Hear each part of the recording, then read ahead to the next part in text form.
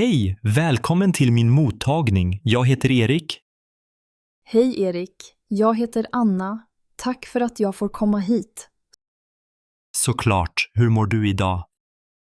Jag är lite nervös faktiskt. Jag tror jag är rädd för sprutor. Det är helt normalt. Många känner så inför tandläkaren. Jag har alltid varit rädd för nålar och sprutor. Vill du berätta varför eller när det började? När jag var barn fick jag en spruta som gjorde ont. Sedan dess tycker jag det känns obehagligt. Jag förstår, vi försöker alltid att vara försiktiga här. Jag kan förklara hur det går till. Vill du höra? Ja, gärna. Det känns bättre om jag vet vad som händer.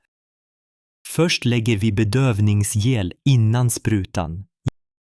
Gelen gör att du känner mindre av sticket. Känns det ändå mycket? Oftast känns det bara som ett litet stick. Behöver man alltid spruta vid lagning av tänder?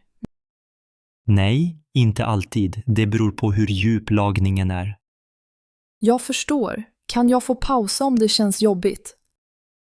Absolut. Säg bara till när du vill ta en paus.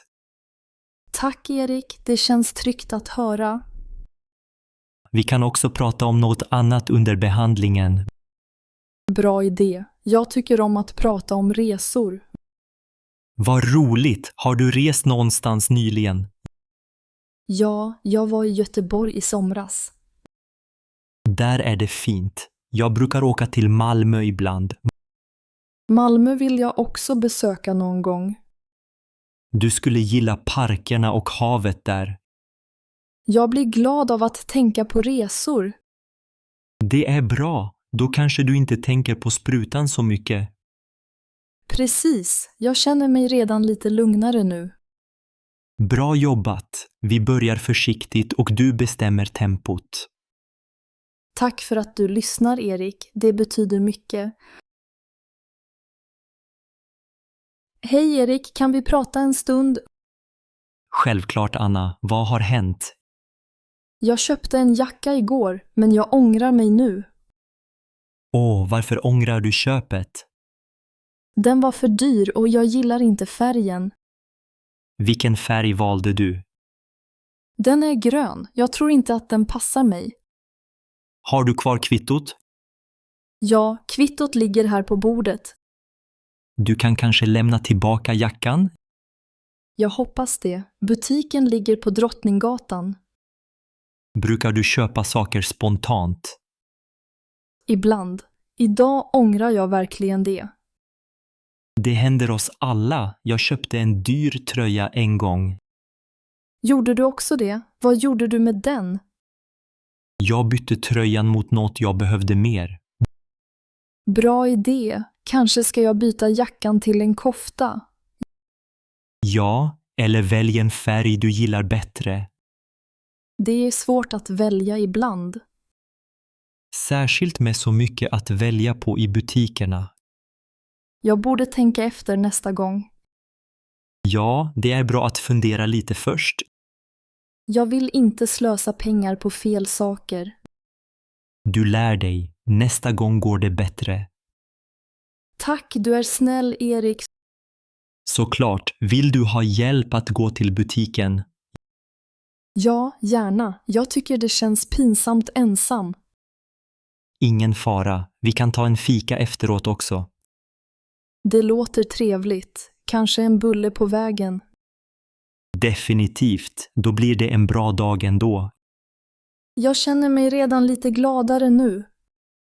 Bra, vi löser det tillsammans. God morgon Erik. Du ser trött ut idag. Hej Anna, ja, resan till jobbet var lång igen. Tar du tunnelbanan varje dag? Ja, jag tar tunnelbanan och ibland buss. Hur lång tid tar det från Hammarby till city? Det tar nästan en timme, ibland mer. Oj, det är verkligen länge varje morgon. Ja, och tågen är ofta försenade. Det måste vara jobbigt. Dricker du kaffe på vägen? Ja, jag köper ofta kaffe på stationen. Jag ser. Har du provat en annan väg? Nej, men jag har tänkt på att cykla ibland. Det låter hälsosamt. Är det möjligt året runt? På vintern är det svårt, men på våren går det nog. Bor många av dina kollegor långt bort också? Ja, flera bor också utanför centrum. Arbetar du ibland hemifrån? Inte ofta, mitt jobb kräver att jag är där. Du kan lyssna på musik på vägen kanske? Ja, jag lyssnar oftast på radio eller poddar. Vilken podd tycker du om att höra på? Jag gillar P3 Dokumentär, det är spännande. Bra, tiden går snabbare med något att lyssna på. Det stämmer. Ibland läser jag också en bok. Det är smart. Jag skulle bli galen av att vänta så länge. Jag försöker tänka positivt, men ibland blir jag frustrerad. Jag förstår dig. Stockholm kan vara stressande. Ja, men jag gillar ändå mitt jobb och mina kollegor. Det är viktigt. Kanske kan vi ses och fika ibland efter jobbet. Det vore trevligt. Då känns resan hem inte så lång. Bra idé. Ta med dig nästa gång en ny podd att tipsa om. Det lovar jag. Tack för att du lyssnar, Anna. Självklart. Lycka till imorgon också, Erik. Åh nej, Erik, mitt internet funkar inte alls. Inte här heller, Anna. Den bärbara kopplar inte upp. Jag kan inte skicka SMS utan wifi. Så irriterande. Har du kollat om routern lyser som vanligt? Ja, lampan blinkar rött. Det brukar inte hända. Okej, då är det nog fel på nätverket hemma. Vad ska vi göra nu? Jag måste jobba senare. Jag ville också kolla på en film ikväll. Har du provat att starta om routern? Nej, ska jag dra ut strömmen och vänta lite? Ja, gör det så ser vi vad som händer. Okej, nu har jag dragit ut sladden. Vi väntar 1 minut. Hoppas det funkar sen. Det är alltid så när man verkligen behöver internet. Verkligen, jag måste svara på Evelinas meddelande. Och jag måste skicka ett mejl till jobbet. Saknar du gamla tider utan internet ibland? Lite, men jag gillar att streama musik och filmer. Jag med, och surfa på Instagram förstås. Ska vi testa nu? Koppla in routern igen. Okej, nu sätter jag i strömmen. Lampan lyser grönt den här gången. Bra! Kan du kolla om wifi funkar på din mobil? Vänta, ja, nu har jag kontakt igen. Perfekt, då kan jag prova datorn också. Får du uppkoppling nu? Ja, nu fungerar allt. Skönt. Tack för hjälpen, Erik. Vilken lättnad. Inga problem. Vi är ett bra team, eller hur? Absolut. Hoppas det håller sig så här nu. Vi får hålla tummarna, annars ringer vi support. Ja, men nu kan vi ta det lugnt en stund. Anders, jag är så besviken på hotellet. Jag vet, Emma. Rummet är mycket mindre än på bilderna. Och det är kallt här. Värmen fungerar inte alls. Har du sett badrummet? Golvet är smutsigt. Vi betalar mycket för detta, men får så lite. Jag trodde hotellet i Göteborg skulle vara bättre. Ja, det är inte alls som vi planerade. Receptionisten var ganska otrevlig också. Jag försökte fråga om extra handdukar. Ingen hjälp. Det finns inte ens wifi på rummet. Vi ville båda arbeta lite på datorn ikväll. Och frukosten började så sent i morse. Kaffet var kallt och brödet torrt. Jag förstår inte varför det står 4 stjärnor. Vi borde läsa fler recensioner nästa gång. Ja, vi blir nog kvar här i 2 nätter ändå. Jag vill inte packa om allt igen. Men vi kan gå ut mycket istället. Ska vi säga något till receptionen om värmen? Ja, det är bäst. Jag fryser här. Okej, jag pratar med dem efter en stund. Tack, Anders. Du brukar vara bra på sånt. Vill du ha en kopp te under tiden? Ja, tack. Det vore skönt med något varmt. Jag går till baren och hämtar 2 koppar. Okej, jag väntar här vid väskorna. Ska vi boka ett annat hotell nästa gång vi reser? Ja, och gärna en lägenhet istället. Det känns mer hemma i en lägenhet. Nu får vi göra det bästa av situationen. Du har rätt. Vi kan gå en promenad sen. Ja, Göteborg är ändå en fin stad. Hej Anna, tack för att du kom idag. Hej Erik, tack för att jag fick komma. Jag ville prata om din son, Lukas. Hur går det för Lukas i skolan? Lukas har svårt med matte och svenska. Oj, jag visste inte att det var så. Han försöker, men han tappar lätt fokus. Han säger hemma att det är svårt ibland. Ja, särskilt mattelektionerna är tuffa. Han blir ofta frustrerad när han inte förstår. Vad kan vi göra för att hjälpa Lukas? Vi kan ge honom extra stöd i klassen. Jag vill också prata med specialläraren. Behöver han hjälp med läxor hemma också? Ja, det vore bra med lite mer stöd hemma. Jag kan försöka sitta med honom när han pluggar. Perfekt, det gör stor skillnad. Brukar Lukas prata mycket i klassen? Nej, han är ganska tystlåten. Men han är alltid snäll mot andra elever. Vad tycker han om idrott och musik? Han gillar idrott, han blir glad av att röra på sig. Musik är inte hans favoritämne. Jag visste det. Han pratar ofta om fotboll. Vi kan använda hans intresse för sport som motivation. Det låter som en bra idé. Vi ska sätta upp små mål tillsammans med honom. Så får han känna sig duktig och glad. Tack Erik för att du bryr dig om Lukas. Självklart, vi vill att alla ska lyckas här. Jag är tacksam för all hjälp han kan få. Vi gör det tillsammans. Vi hörs snart igen. Ja, det gör vi. Ha en fin dag, Erik. Tack detsamma, Anna. Hej då. Erik, det här blev inte som vi hade tänkt oss. Nej, Sara, inte alls. Allt känns så rörigt idag. Först var taxin försenad till flygplatsen.